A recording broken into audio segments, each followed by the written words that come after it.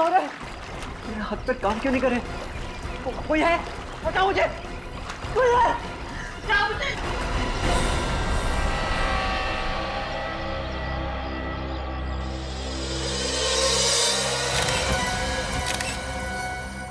ये सब कैसे हो गया?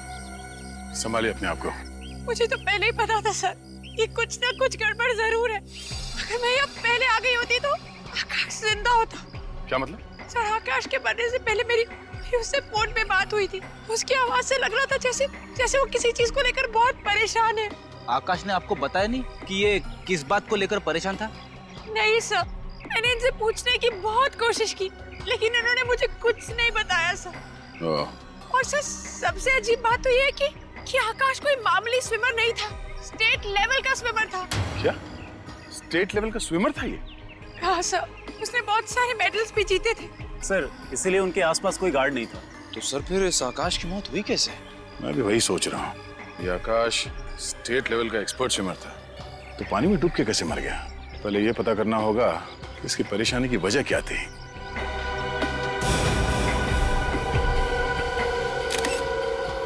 मोबाइल किसका? ये तो आकाश का ही फोन है। निखिल, तो देखो, देखते हैं इसके मोबाइल से कुछ पता चलता है क्या।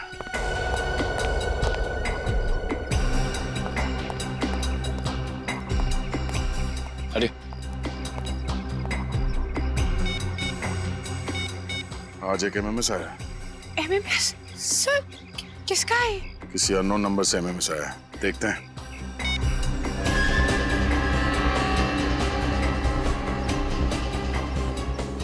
अरे सर, ये जो आदमी डूब रहा है, ये आकाश ही है। हाँ? सर, अगर आकाश की परेशानी की वजह ये एमएमएस है, तो जिस वक्त उसे ये एमएमएस मिला उस वक्त तो ये जिंदा था। फिर ये एमएमएस शूट कैसे हुआ होगा? ये चेहरा आकाश का दिख तो रहा है, और मुझे लगता है ये आकाश है नहीं। आकाश नहीं है? क्या मतलब? मतलब ये है कि ये धर किसी और का है और इस पे सर आकाश का चिपकाया गया है। ऐसा हो सकता है? बिल्कुल हो सकता है फ्रेडी। आजकल टेक्नोलॉजी की मदद से क्या क्या हो सकता है तुम सोच भी नहीं सकते। एक काम करो, पता करो ये नंबर किसका है। अच्छा, ये आकाश जब स्विमिंग पूल पर आया उसके बाद कोई यहाँ पर आया था? नहीं सर, कोई नहीं आया था। ठीक है।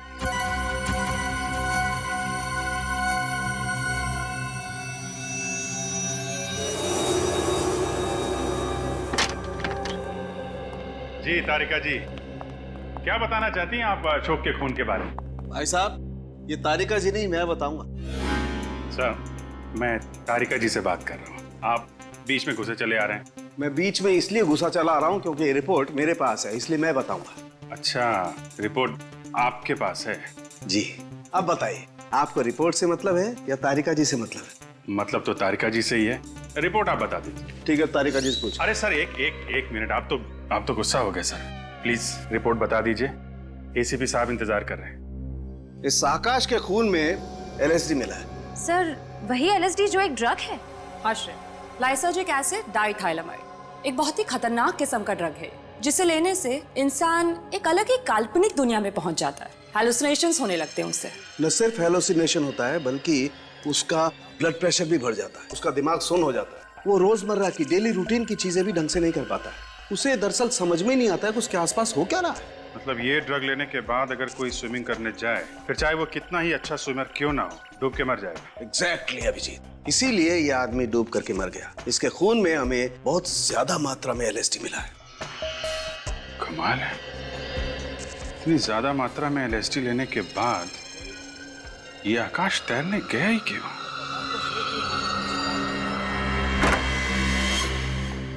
समझ में नहीं आ रहा है कि ये लोग नशे के चक्कर में फंस कैसे जाते हैं।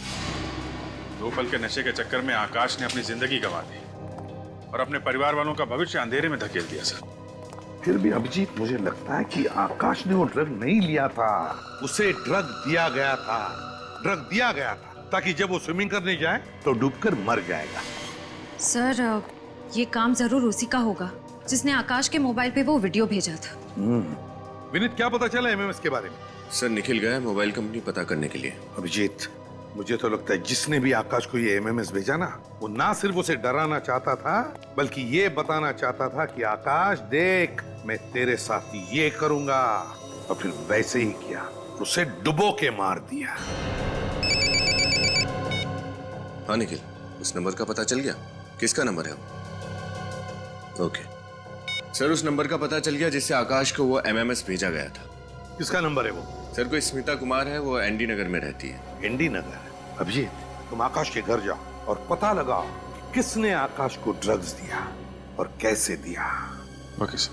और मैं और विनीत हम स्मिता कुमार के घर जाते हैं। स्मिता कुमार।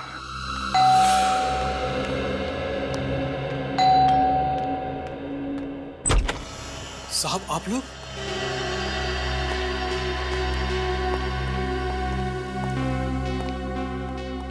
माधुरी जी, आपने हमें बताया क्यों नहीं? आपके हस्बैंड ड्रग्स लेते थे, LSD? आकाश ड्रग्स लेते थे? आप तो ऐसे चौंक रही हैं जैसे आपको इसके बारे में कुछ पता ही नहीं है। क्या कह रहे हैं सर?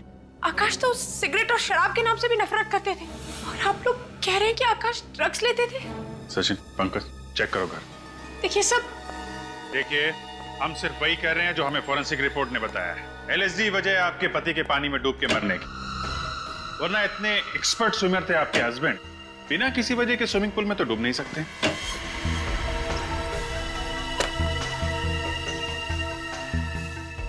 देखिए सर, आकाश और मैं 8 साल से एक साथ रह रहे थे।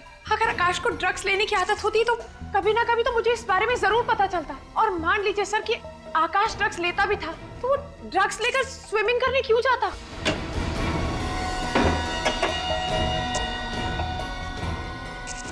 तो आप ये कहना चाहती हैं कि किसी और ने आकाश को ड्रग्स दी, शायद खाने पीने की चीजें मिला के, धोखे से?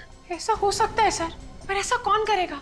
जहाँ तक मुझे पता है सर, आकाश की किसी से भी कोई दुश्मनी नहीं थी। दुश्मनी तो थी माधुरी जी, वरना कोई धमकी भरा MMS क्यों भेजता आकाश को?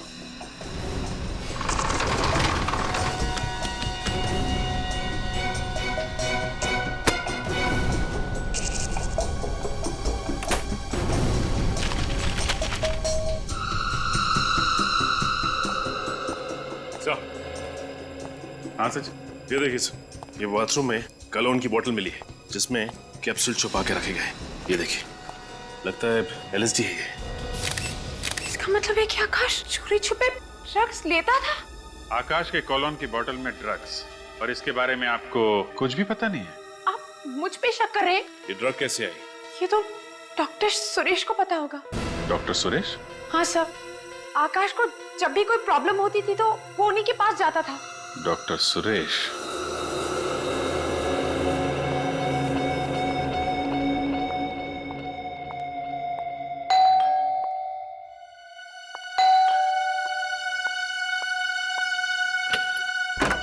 जी कहिए। अरे देखिए, अगर आप इंश्योरेंस से आए हैं तो मैं आपको बता दूं कि मैंने इंश्योरेंस करवा लिया है। आपने तो अपनी जान का इंश्योरेंस बनवा लिया। उन लोगों का क्या जिनकी जाने ली थी, उनके इंश्योरेंस का क्या? ये क्या बकवास कर रहे हैं आप? बकवास नहीं कर रहे हैं, पूछताछ कर रहे हैं। हम लोग CID से हैं। CID? जी हाँ, CID। एक बात बताइए, क्या तुमने किसी आकाश नाम के आदमी को अपने मोबाइल से MMS भेजा था? MMS? जी हाँ, MMS, जिसमें आकाश पानी में डूबता हुआ दिखता है, वो MMS भेजा था? मैंने किसी आकाश नाम के आदमी को कोई MMS नहीं भेजा। तो फिर 1029029005 ये मोबाइल नंबर आपका ही है ना? जी हाँ सर, ये मेरा ही नंबर है। लेकिन मैं आपको एक बात बता दूं कि मेरा फोन तो कल ही चोरी हो गया था। फोन चोरी हो गया था इनका? बहाना अच्छा है। सर, ये कोई बहाना नहीं है। अच्छा, आप 1 मिनट रुकिए।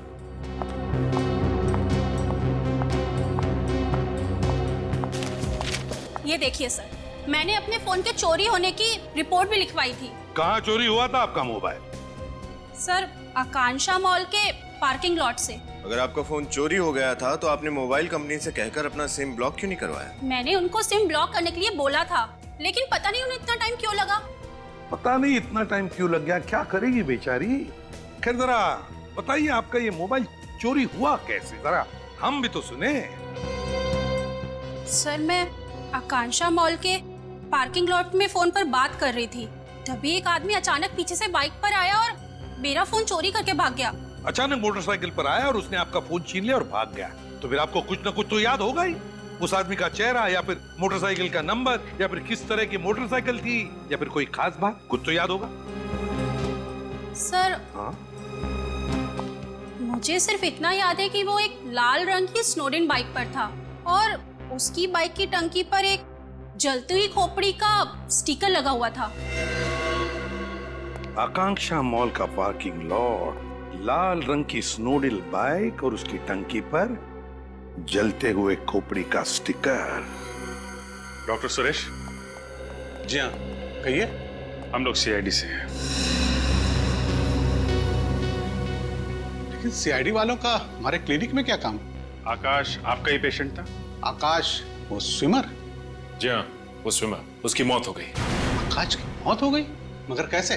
पानी में डूबने से। अगर आकाश तो बहुत अच्छा स्विमर था और उसको बहुत सारे स्विमिंग के मेडल मिले हुए थे, भला उसकी पानी में डूबने से कैसे मौत हो सकती है? वो इसलिए कि जब वो पानी में डूब रहा था तो एलएसडी नशे की चपेट में था। आकाश और नशा? मुझे तो यकीन ही नहीं हो रहा।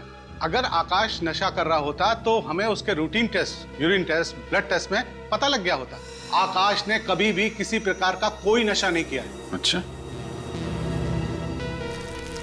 आकाश के घर से हमें ये कैप्सूल मिले। ये कैप्सूल तो मैंने ही उसे दिए थे। आपने? तो ये कैप्सूल एलएसडी के नहीं है? लेकिन एक मिनट, ये बिल्कुल वैसे ही कैप्सूल हैं जो मैंने आकाश को दिए थे। मतलब ये एलएसडी के कैप्सूल है? ये एलएसडी का कैप्सूल है। मगर आपने किस लिए कैप्सूल दिए थे आकाश को? क्या बीमारी थी उसे? आकाश को बाइपोलर डिसऑर्डर था। बाइपोलर डिसऑर्डर था उसे? जी, आप लोगों को तो मालूम होगा, इस बीमारी में मरीजों को बहुत सारे मूड स्विंग होते हैं। मूड स्विंग्स मतलब वो अचानक से हंसने लग जाते हैं और फिर अचानक से रोने लग जाते हैं? हाँ, कुछ ऐसा ही। जब वो उदास होते हैं तो डिप्रेशन में चले जाते हैं और जब खुश होते हैं तो इतना खुश हो जाते हैं कि खुशी से फूले नहीं समाते। इसीलिए आकाश के मूड को काबू में रखने के लिए हमने वो वाले मूड स्टेबलाइजर के कैप्सूल दिए थे। और किसी ने उन कैप्सूल्स की जगह ये एलएसडी वाले कैप्सूल्स रख दिए। और ये काम आकाश के कोई करीबी ही कर सकता है, और उसके सबसे करीब उसकी बीवी माधुरी है।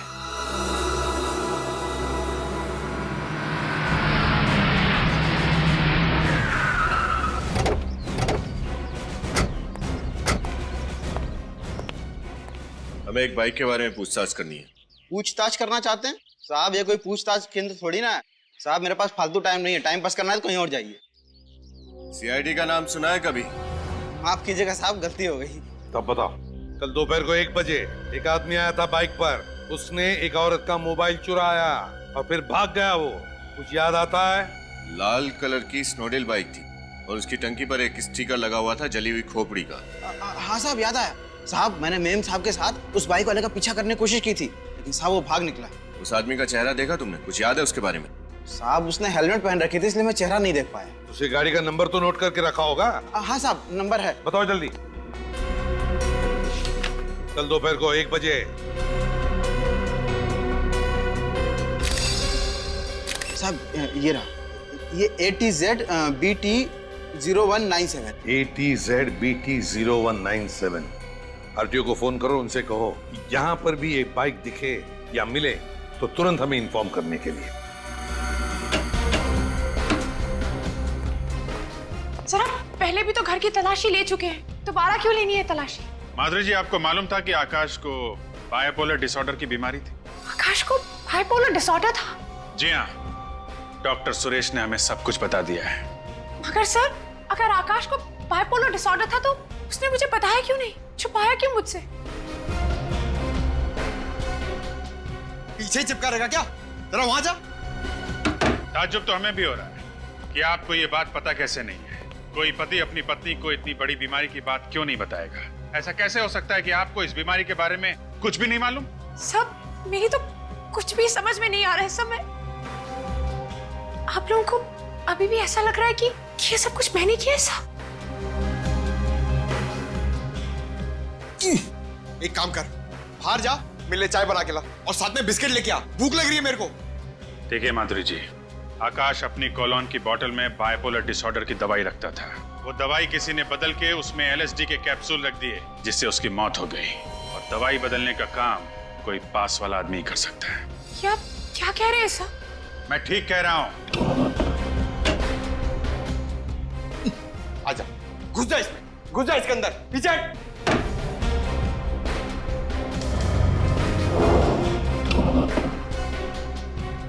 मैं आकाश को क्यों मारूंगी? मैं तो बहुत प्यार करती थी उससे, और आप यकीन माने या ना माने, मैं अपने आप को अभी भी समझा नहीं पा रही हूँ कि आकाश इस दुनिया में नहीं रहा।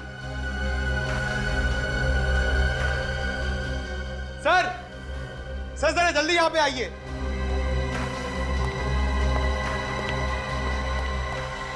हाँ पंकज। सर ये देखिए, इस घड़ी के ऊपर एक कैमरा छुपा के रखा हुआ है। ओह, तो ये कैमरा सीधे बाथरूम पे नजर रख रहा है। हाँ सर, और ये आकाश जब बाथरूम का दरवाजा खोलकर अपनी दवा खाने जाता था तो ये कैमरा वहां से सब कुछ रिकॉर्ड करता होगा, और इसी बात का फायदा उठाकर खूनी ने उसकी दवाओं से वो LSD के कैप्सूल्स बदल दिए जो कि दिखने में बिल्कुल वैसे ही दिखते थे। माधुरी जी, अब आप कहेंगे कि आपको इस कैमरे के बारे में भी कुछ नहीं मालूम। प्लीज मेरी बात का यकीन कीजिए, मुझे नहीं पता सर कि ये कैमरा यहाँ पर कैसे आया। तुम्हें मालूम है? नहीं साहब, इसके बारे में मुझे भी कुछ नहीं मालूम। अच्छा पंकज, कैमरा निकाल लो, पता करते हैं ये कैमरा कहां से खरीदा गया और किसने खरीदा।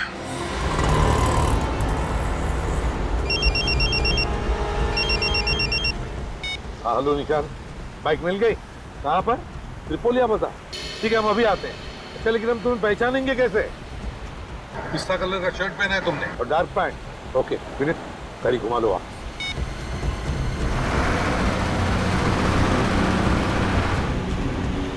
त्रिपोलिया बाजार यहीं के आसपास ही होना चाहिए। सर, यही है त्रिपोलिया बाजार। नजर रखना जरा, पिस्ता कलर का शर्ट पहना हुआ है उस निशान पर।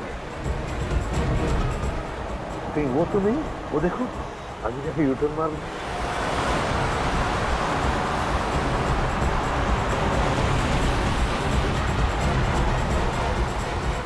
निशान, आरटीओ ऑफिसर निशान, कहाँ पर है बाइक? सर वो रही लाल बाइक, और सोसाइटी वालों ने बताया कि आधा घंटा पहले कोई पार करके गया इसे। मालिक कौन है इस बाइक का? शैलेंद्र नाम के किसी आदमी की सर। शैलेंद्र? जी सर। सर पिछले हफ्ते ये बाइक चोरी हुई है। एक हफ्ते पहले बाइक चोरी की गई है। ठीक है निशान, thank you very much, good work, जा सकते हैं। Thank you. विनीत बड़ा चालाक है ये। उसने बाइक चुराई, फिर मोबाइल चुराया, दोनों अलग अलग लोगों का, ताकि उस तक कोई पहुंच न सके। Yes sir. आधे घंटे पहले यहाँ आया है वो, गया कहाँ होगा? ज्यादा दूर नहीं गया होगा। तेरा मैप निकाल, देखे तो सही है त्रिपोलिया बाजार है क्या? हम इस वक्त यहाँ हैं। एक तरफ तो पूरा रेसिडेंशियल एरिया है और इस तरफ सारे ऑफिसेज हैं। सर, ये अंदाजा लगाना बहुत ही मुश्किल होगा कि आदमी किधर गया है। हम कहीं जाने वाले नहीं है उसे ढूंढने के लिए। हम यहीं पर रुके रहेंगे, यहीं पर इंतजार करेंगे उसका। जरूर आएगा वो अपनी बाइक लेने के लिए, आएगा जरूर। एक्सक्यूज मी, आप जरा ये कैमरा देखिए, ये आपने बेचा है? हाँ सर, ये कैमरा हमने बेचा है। हम लोग CID से हैं, ध्यान से सोच के बताओ किसे बेचा है। एक मिनट सर। हाँ सर, ये कैमरा हमने हेमंत नाम के आदमी को एक हफ्ता पहले बेचा था। ये हेमंत का नंबर और पता तो होगा तुम्हारे पास? नहीं सर, वो तो नहीं है। आप सिक्योरिटी सिस्टम बेचते हैं और आपके पास उस इंसान का कोई रिकॉर्ड नहीं है? वो सर वो। अच्छा ये बताओ, उसने पैसे कैसे दिए थे? क्रेडिट कार्ड से या फिर कैश? सर पेमेंट तो उन्होंने कैश से ही दिया था। कैश? दिखने में कैसा था? सर हाँ सर, थोड़ा थोड़ा याद है। अरे यार, आप सिक्योरिटी सिस्टम्स बेचते हैं और आप ही के पास सिक्योरिटी कैमरा नहीं लगा हुआ है। आपका सुझाव तो अच्छा है, मैं बहुत जल्दी लगवा लूंगा। सुझाव का क्या करोगे? हेमंत को जो करना था वो करके चला गया। पंकज, हो गया? एक बात बताओ, वो आदमी कैसे आया था यहाँ पे? किसी के साथ आया था, अकेले आया था, क्या बात कर रहा था यहाँ पे? किसी से फोन पे बात कर रहा था? कुछ भी याद है उसके बारे में?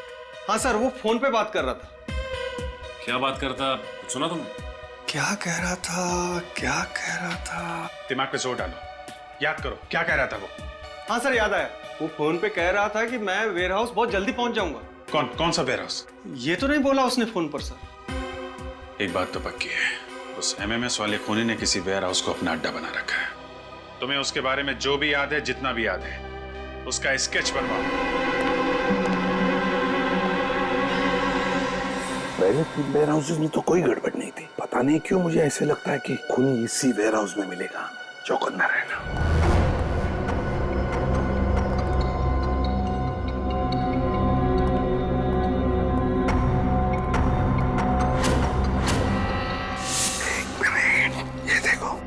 पैरों के निशान।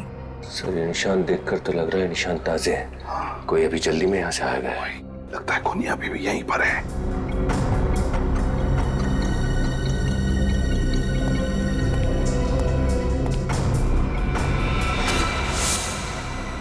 लैपटॉप, और फिर यहाँ पर कोई भी नहीं। ये भाग तो नहीं गया। लैपटॉप खोलो और देखो, देखो क्या है लैपटॉप पर।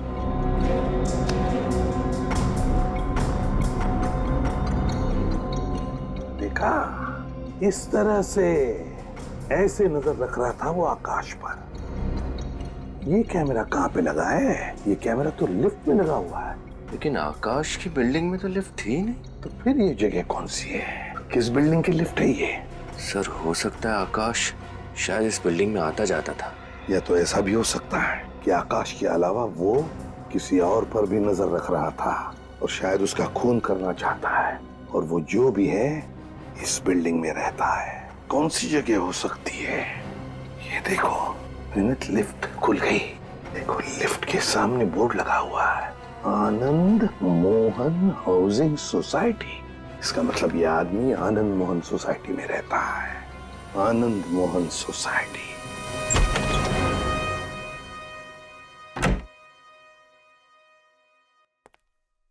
हाय। हाय। एमएस? ये किसने भेजा? अननोन नंबर लग रहा है, देखते हैं। ये क्या है?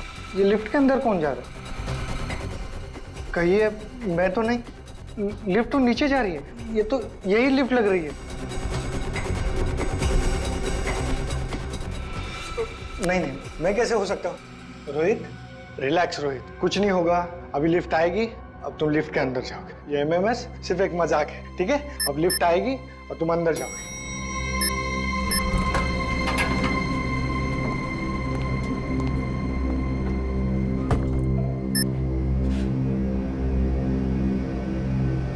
मैं तो खामखा डर रहा था, कुछ नहीं हुआ।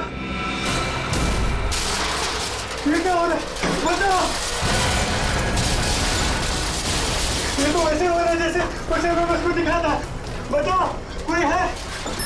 कोई है? लिफ्ट चला! बचाओ! कोई है? लिफ्ट चला!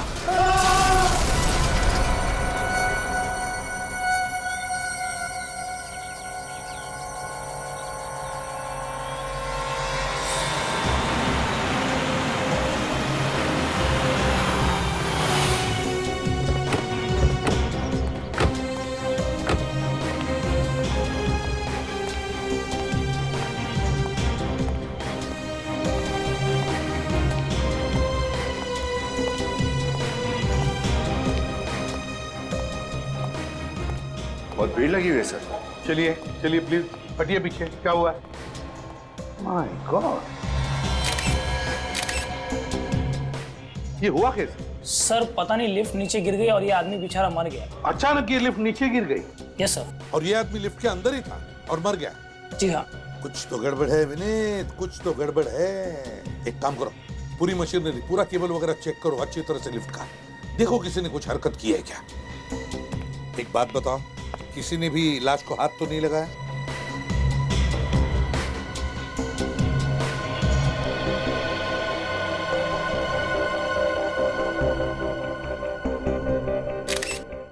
तो Rohit Kumar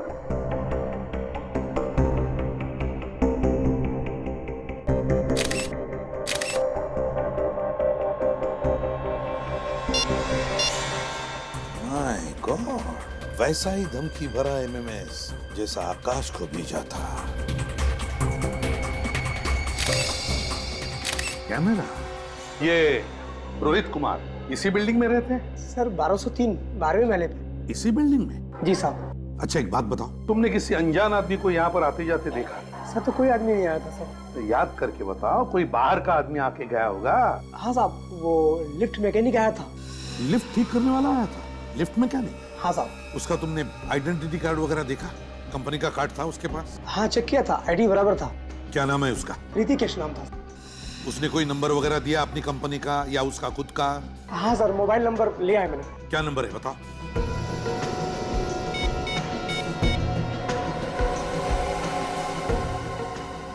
damn it, phone उठा नहीं रहा है, जरूर गलत नंबर दिया होगा। सर। हाँ सर, ये लिफ्ट अपने आप नीचे नहीं गिरी, इसके साथ छेड़खानी हुई है। यही शक था मुझे, लिफ्ट मैकेनिक बंद कराया था।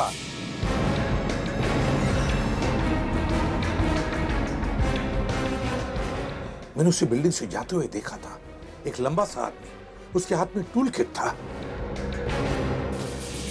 उसने सारा किया, ये सब उसी ने किया है, ये देखो।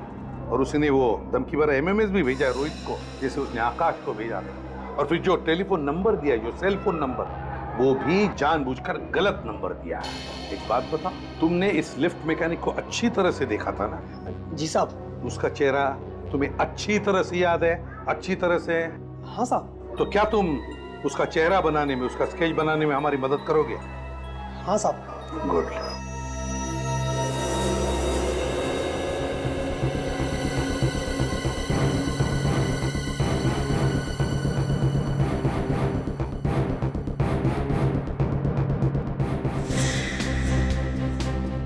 स्केच तैयार हुआ? सर, एक लगभग रेडी है, दूसरा तैयार हो रहा है। एक बार दोनों स्केच बन जाए सर, पता चल जाएगा ये दोनों खून आपस में जुड़े हुए हैं या नहीं। है, कनेक्शन है। पहले रोहित और आकाश को एमएमएस भेजा गया, फिर एमएमएस देखने के बाद इन दोनों का खून किया गया। आकाश को पानी में डुबो के मारा गया और रोहित को लिफ्ट में। दोनों के खून में कोई ना कोई संबंध जरूर है। रोहित और आकाश के बारे में पता लगाना चाहिए। सर, श्रेया लगी हुई है, बस डिटेल्स लेके आने वाली है। सर। हाँ, दोनों स्केच तैयार हो गए सर। ये स्केच इन्होंने बनवाया और ये स्केच इन्होंने बनवाया। अभिजीत, क्या लगता है तुम्हें इन स्केचेस को देखकर?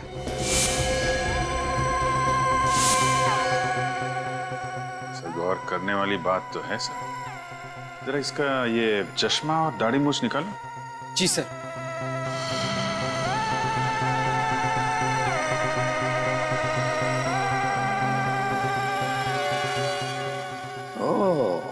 तो ये बात है, ये दो अलग अलग आदमी नहीं बल्कि एक ही आदमी है, और इसी आदमी ने वो दो खून किए हैं। विनीत, हमारे क्रिमिनल रिकॉर्ड्स में देखो, देखो कुछ पता चलता है कि इस आदमी के बारे में। आप लोग भी जा सकते हैं। Thank you very much. जी सर। सर। हाँ। सर, आकाश और रोहित के बीच क्या कनेक्शन है उसके बारे में पता चल गया। अच्छा, क्या? सर, आकाश एमवी के कॉलेज में पढ़ता था और रोहित स्टेनी कॉलेज का स्टूडेंट था। आकाश एमवी के कॉलेज में पढ़ता था और रोहित स्टेनी कॉलेज में? Yes sir. सर, 2005 में इन दोनों कॉलेजेस ने अपने थर्ड ईयर स्टूडेंट्स को शिमला भेजा था एक समर कैंप के लिए। आकाश और रोहित दोनों इस समर कैंप में गए थे। Shimla summer camp 2005? ये चक्कर है सर, इस मौत की कहानी का पहला पन्ना समर कैंप में लिखा गया था, शिमला में। और क्या पता चला श्रेया इस समर कैंप के बारे में? सर, मैंने एमवी के कॉलेज के प्रिंसिपल से आज 3 बजे की अपॉइंटमेंट ले ली। सर, उसी कॉलेज के एक प्रोफेसर भी उस समर कैंप में गए थे, वो भी आज उस मीटिंग के लिए वहाँ मौजूद रहेंगे। Very good work Shreya, very good work. Sir. हाँ सर, मिल गया सर। इसका नाम राजा है, पहले भी बहुत सारे जुर्म किए हैं इसने और कई बार जेल भी जा चुका है। राजा? पता लगाना पड़ेगा इस राजा का महल कहां पर बना है, और फिर एमवी के कॉलेज से भी पता चल जाएगा क्या हुआ था उस समर कैंप में। नमस्ते सर। आइए आइए, मैं आप लोगों का इंतजार कर रहा था। और ये है यहाँ के प्रोफेसर जिसे आप मिलना चाहते हो। नमस्ते सर। नमस्ते। तो आप ही इन बच्चों को 2005 में शिमला के समर कैंप लेके गए थे? जी। ओके। प्रोफेसर साहब, जरा ये फोटो देखिए, इन दोनों को पहचानते हैं आप? हाँ, इसे मैं अच्छी तरह से पहचानता हूँ। ये आकाश है और ये शायद रोहित। अरे वाह, आपकी याददाश्त तो काफी अच्छी है। 8 साल बाद भी आप इनको इनके नाम से पहचानते? दरअसल मुझे सबके नाम तो अच्छी तरह से याद नहीं है, मगर इन चारों के नाम मुझे अच्छी तरह से याद है। 4? लेकिन हमने तो आपको 2 ही फोटोग्राफ दिखाए। इन दोनों के साथ में 2 लड़के और थे उस शिमला वाले समर कैंप में। क्या नाम था उसका? यस, विशाल और अमन। विशाल और अमन? हाँ, अमन उस समर कैंप में ड्रग्स का इस्तेमाल करते हुए पकड़ा गया था। अमन ड्रग्स लेता था? और पकड़े जाने पर उसने आकाश, विशाल और रोहित पे इल्जाम लगा दिया कि वो तीनों उसे फंसा रहे हैं। अच्छा, फिर क्या हुआ? फिर कुछ नहीं। अमन के इल्जाम झूठे साबित हुए और उसके कॉलेज वालों ने उसे निकाल दिया। हाँ, ये चक्कर है। लगता है ये अमन 8 साल के बाद नींद से जागा है बदला लेने के लिए, और इस राजा के साथ मिलकर ये सब खून कर रहा है। प्रिंसिपल साहब, ये रोहित और अमन का एड्रेस मिल सकता है ना? हाँ जरूर इंस्पेक्टर साहब, मैं इन दोनों का पुलिस से पता करके आपको बताता हूँ। प्लीज जरा जल्दी कीजिएगा, किसी की जिंदगी और मौत का सवाल है।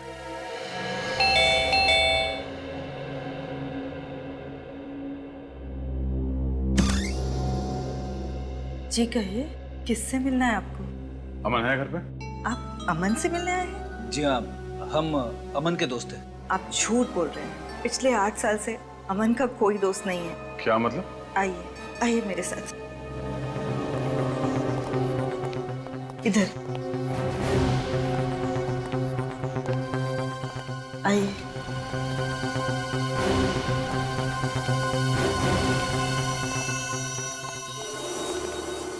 ये है अमन। ये क्या हुआ इसे? पहले आप बताइए, आप लोग कौन हैं और यहाँ क्यों आए हैं? माँ जी, हम लोग सीआईडी से हैं। एक केस की तहकीकात हमें यहाँ तक खींच लाई। CID case? क्या कह रहे हैं आप लोग? मेरी तो कुछ समझ में नहीं आ रहा। और इन सब चीजों का अमन से क्या लेना देना? 8 साल पहले अमन जिस समर कैंप में शिमला गया था, उसी समर कैंप में आकाश और रोहित नाम के 2 स्टूडेंट्स थे। उन दोनों का खून हो गया और आपको लगता है कि एक सारे खून अमन कर रहा है? ये तो कुछ बोल भी नहीं सकता, चलकर एक कमरे से दूसरे कमरे में नहीं जा सकता। मेरे कान तरस गए हैं इसके मुंह से माँ शब्द सुनने के लिए। और आपको लगता है मेरा बेटा खूनी है? माँ जी, हम आपकी तकलीफ समझते हैं, मगर क्या आप ये बता सकती है कि इसकी ये हालत हुई कैसे? जिस समर कैंप की आप बात कर रहे हैं, वही समर कैंप मेरे बेटे के लिए अभिशाप बन गया। ड्रग्स का झूठा इल्जाम लगाकर इसे कॉलेज से निकाल दिया गया। फिर किसी दूसरी कॉलेज ने दोबारा इसे लिया नहीं। मेरे बेटे का उज्जवल भविष्य अंधकार में खो गया। तब से इसकी ये हालत है। क्या अमन ने कभी आपको बताया कि ये ड्रग्स का झूठा इल्जाम इस पे किसने लगाया था? नहीं, एक चुप्पी साध ली थी इसने, कभी न खत्म होने वाली खामोशी। तो क्या अमन की हालत पिछले 8 साल से ऐसे ही है? बीच में थोड़ा सुधार आया था इसकी हालत में, मगर पिछले साल इसके पिताजी गुजर गए। तब से फिर यही हालत हो गई है इसकी। आप फिक्र मत कीजिए माँ जी, मैं अमन के लिए प्रार्थना करूंगा। अमन जल्दी ठीक हो जाएगा। आप लोग बैठिए, मैं चाय लेके आई। नहीं, आप तकलीफ मत कीजिए प्लीज, हम लोग चलते हैं। माँ जी, कभी भी किसी भी तरह की कोई मदद चाहिए तो हमें याद करिएगा प्लीज। Thank you. चलो।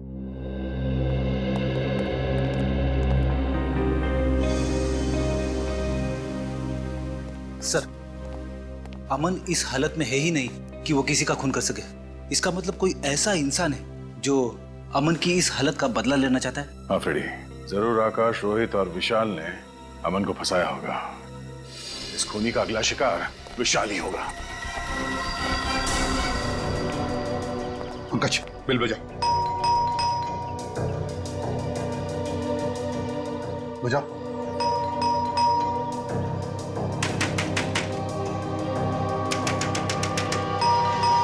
विशाल सर, ये दरवाजा खोल क्यों नहीं रहा है? कहीं कुछ हो तो नहीं गया? गैस की बदबू आ रही है। मास्क पहन लो, मास्क पहन लो। विनीत। Yes sir. मस्जिद से दरवाजा खोलो। पंकज, पंकज देखो गैस कहां से आ रही। बंद करो।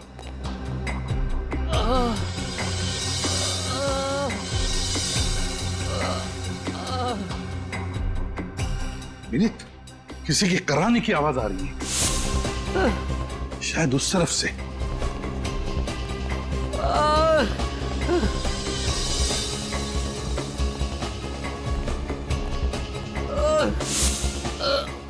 Thank God.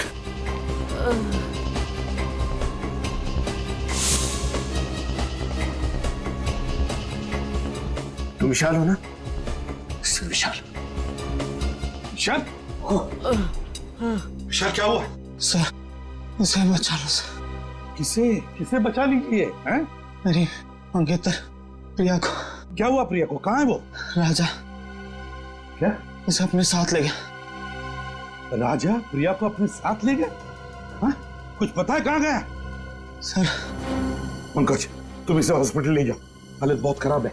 विनीत, श्रेया को फोन करो, बुला लो उसे। हमें प्रिया को बचाना चाहिए, जल्दी। पंकज, हम लोग जाते हैं।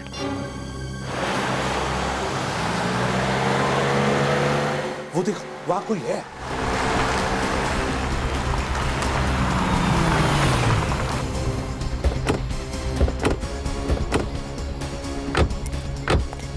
सर कहीं ये प्रिया तो नहीं?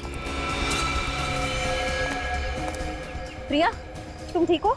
उठो आराम से। आप लोग? हम सीआईडी से। तुम ठीक हो ना? मैं ठीक हूँ। संभालो इसे।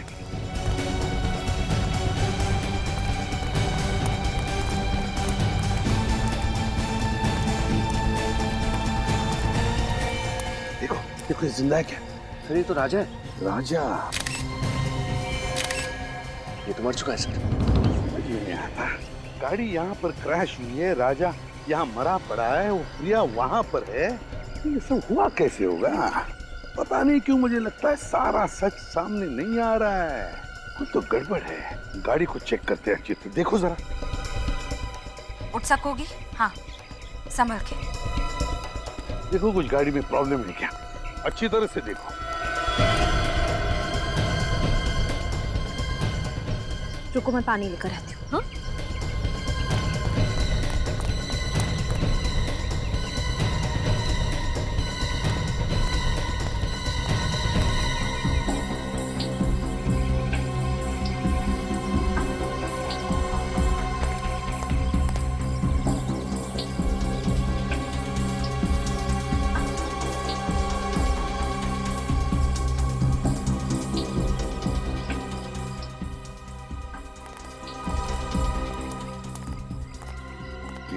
अब कैसी हो? मैं बिल्कुल ठीक हूँ सर। आप लोगों ने मेरी जान बचाई। इसका एहसान मैं जिंदगी भर नहीं भूल पाऊंगी। अरे नहीं, लेकिन ये सब हुआ कैसे? हाँ, मैं और विशाल घर पर टीवी देख रहे थे, तभी अचानक घंटी बजी। मैंने दरवाजा खोला तो ये जबरदस्ती घर के अंदर घुस आया। विशाल को मारने लगा, कहने लगा कि कोई पुराना कर्म है जिसकी सजा इसे चुकानी ही होगी। फिर क्या हुआ? फिर विशाल को अधमरा करके किचन की ओर चला गया गैस ऑन करने के लिए। फिर मुझे जबरदस्ती अपने साथ ले जाने लगा।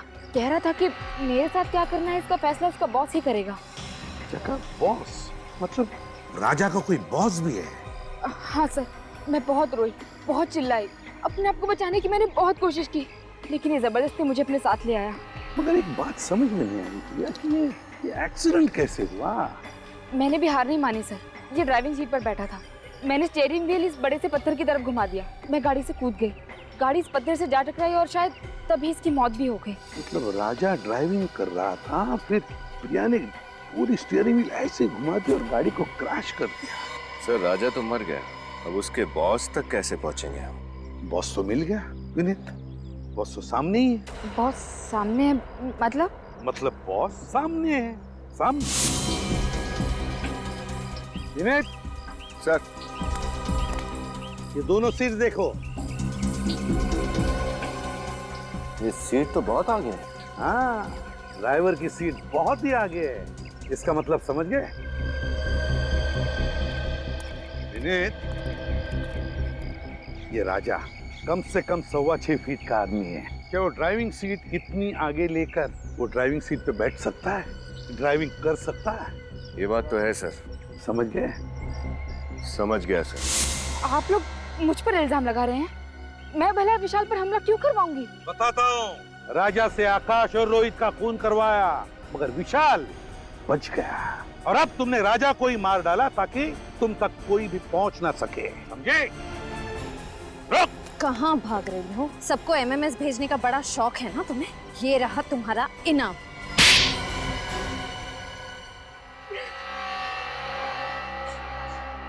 हाँ, मैंने ही आकाश, रोहित और राजा को मार डाला। विशाल को भी मार डालते अगर आप लोग उसे बचा न लेते तो। बहुत अफसोस हो रहा होगा, है ना, कि चौथा खून कर नहीं पाई। क्यों? विशाल को मार डालती तो मेरा बदला पूरा हो जाता। कैसा बदला? अमन का बदला। बहुत प्यार करती थी मैं अमन से। कितने सुहाने सपने देखे थे हमने हमारे भविष्य को लेकर, लेकिन उन तीनों ने अमन की क्या हालत कर दी। आज मेरा मन अपनी प्रिया को पहचानता तक नहीं है। अमन की इस हालत के लिए वो तीन जिम्मेदार कैसे? 8 साल पहले शिमला के समर कैंप में उन तीनों ने जबरदस्ती अमन को शराब पिलाई। उस बेचारी को तो पता तक नहीं था कि उस शराब में ड्रग्स मिला रखी थी। उस ड्रग्स की मात्रा इतनी ज्यादा थी कि हमें तभी अमन को हॉस्पिटल लेकर जाना पड़ा। पूरे कॉलेज में अमन की बदनामी हुई कि अमन ड्रग्स लेता है। उसे कॉलेज से भी निकाल दिया। कहीं और एडमिशन नहीं मिला उसे। इस बात का उसे इतना गहरा सदमा लगा कि आज तक वो। फिर अमन की इस हालत का बदला लेने की तुमने ठान ली? हाँ, मैंने ही राजा को तीनों को मारने की सुपारी दी थी, एमएमएस भेजे, और काम खत्म हो जाने के बाद मैंने खुद ही राजा को ऊपर पहुंचा दिया। उस एमएमएस में राजा ही था ना, जो डूबने की एक्टिंग कर रहा था? जी। अमन के साथ जो कुछ हुआ वाकई बहुत बुरा हुआ, इसका अफसोस है हमें, लेकिन जुर्म की आग को बदले की आग नहीं बुझा सकती। 3 खून किए तुमने, और खूनियों की मंजिल एक ही है, फांसी का फंदा।